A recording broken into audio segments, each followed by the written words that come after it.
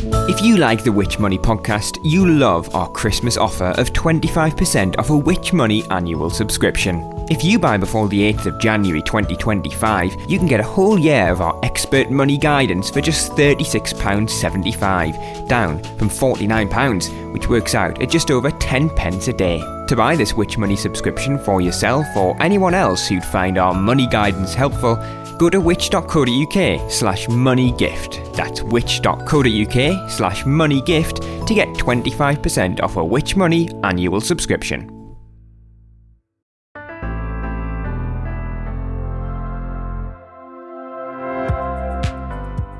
Hello and welcome to the Which Money Shorts podcast. I'm the host of the Which Money podcast, Lucia Ariano, here to bring you a taste of some of the best money advice taken straight from the Which Money magazine. This week we're delving into online marketplaces, how they are rife with purchase scams, and what you can do to avoid them when shopping online. This article was originally written by Faye Lipson.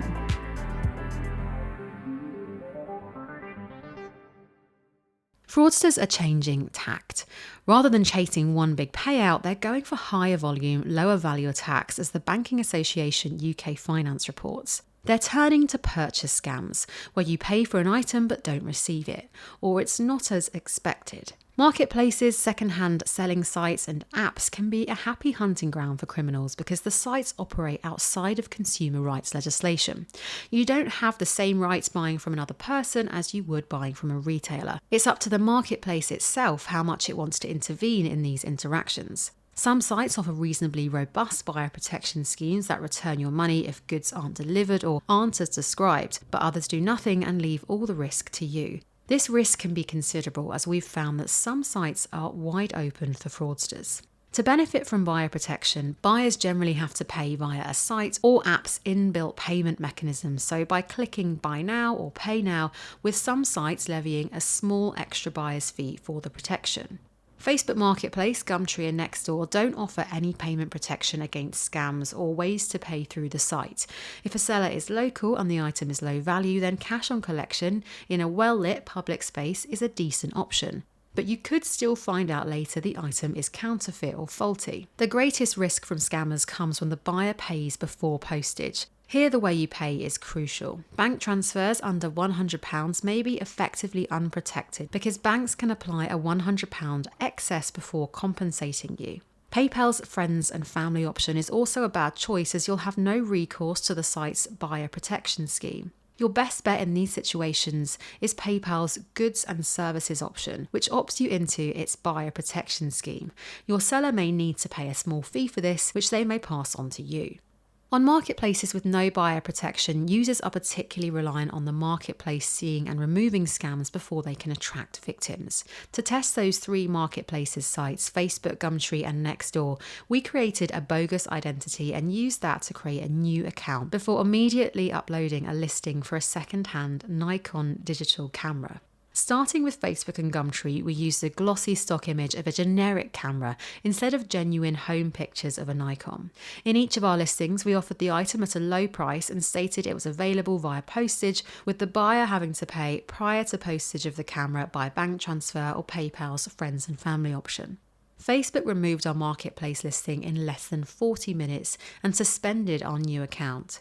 It appeared suspicious of our initial failure to upload a profile picture, asking us to upload one so it could verify us. It later rejected our AI-generated image of a woman and deleted the account. The Gumtree listing didn't go live at all and was kept under review. Less than an hour later, it appeared to have failed moderation and vanished. Subsequent attempts to list items on the profile all failed, implying that Gumtree had restricted the account. On Nextdoor, we created an account with the same bogus identity and AI-generated profile picture we'd used on Facebook. Our bogus Nikon listing went live and stayed up for about 18 hours, during which time 2 users messaged us asking to buy it. After 18 hours, we were forcibly logged out and all attempts to log back in failed, indicating that our account had been suspended or deleted.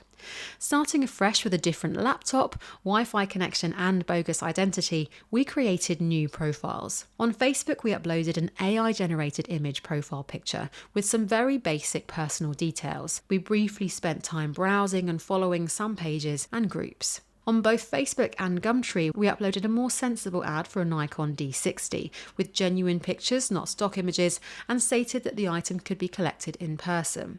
These went live without issue, and the Gumtree ad was under review for only around 10 minutes. After almost a full day, we edited the still live ads to state that items would be posted and we'd require pre-posted payment by bank transfer or PayPal's friends and family. In this format, the ads went live once again and stayed live with a review period of just a few minutes on Gumtree. After 4 days, we upped the ante, editing both to slash the price in half and to state that payment needed to be made via Apple gift cards, a payment method that is notoriously favoured by scammers. The codes from gift cards can be sold on and are very difficult to trace. The Gumtree listing once again passed the review in minutes and remained up for more than a day, before going under review once again and then disappearing from search results. The Facebook listing remained live for almost 48 hours after the edit, so we reported it to Facebook from another account. Facebook rejected that report and refused to remove the listing, offering the chance to appeal within 180 days, but offering no button or form to request it in reality. We eventually deleted the listing ourselves. Although in some cases our ads were blocked on the first attempt, on all platforms we were able to get ads listed for at least half a day, a lot longer in the case of subsequent attempts on Facebook and Gumtree.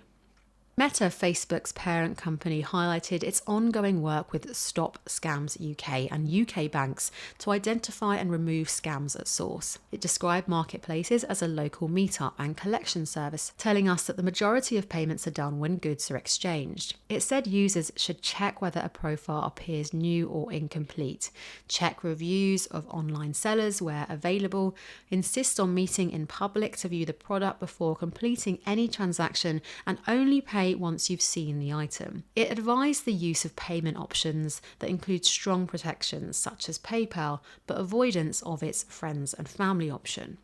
Joseph Reinsland, head of trust and safety at Gumtree, said user safety was its absolute priority, with constant reviews and investment. He said, "Our strong human and automated moderation processes are effective at detecting risk factors, removing fraudulent ads and blocking offending users, as proven by the fact that all ads in this experiment were ultimately taken down by our dedicated safety team." While bad actors will always try to circumvent even advanced anti-fraud tools, we are regularly updating and enhancing our rules and filters. He said that Gumtree's Safety Hub offers advice to site's users and that suspicious ads and replies can be flagged to the trust and safety team using the report function, where they will be investigated within 4 hours. Mr. Reinsland added that 99% of Gumtree's listings published in 2023 were without issue. Nextdoor told us its platform is built on trust and has a dedicated trust and safety team to keep the platform safe. It said that it takes all reports of fraudulent behaviour seriously and that its community guidelines explicitly prohibit phishing and other fraudulent activities. Nextdoor highlighted several new measures, including a warning reminder urging neighbours to be vigilant when clicking on links, sending money or being asked to verify their account, and said they will take appropriate action, which may include the suspension or deactivation of accounts when guidelines are violated. Nextdoor said that by not having an integrated payment option, it helps limit fraud because it avoids storing sensitive financial information such as credit card details, which lowers the risk of data breaches or hacking attempts. Our policy team is working hard to prevent regulatory gaps by expanding the definition and legal responsibilities of online marketplaces via the new Product Regulation and Metrology Bill being debated in the House of Lords. We're calling on the government to review and update safety and liability laws and to give consumers more protection if things go wrong.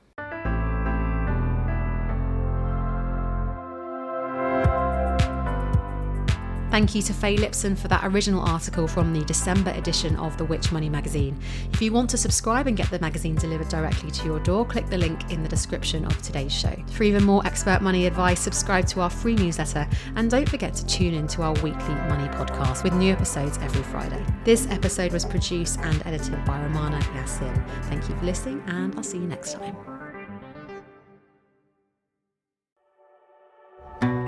Life can get hectic when you start a family, but Which can help you make confident decisions from improving your home to financial planning. We'll make sure you're prepared. Whether you're looking to reduce your household bills, seeking advice around your child's health, or want to find our best buys for your new home, Which has got you covered. Use our expert advice to make the right choices for you and your growing family by visiting which.co.uk/growing family. That's where you'll find everything you need to make confident decisions and have peace of mind that all the advice you're getting is 100% independent. So to find out more, just head to which.co.uk/growing family.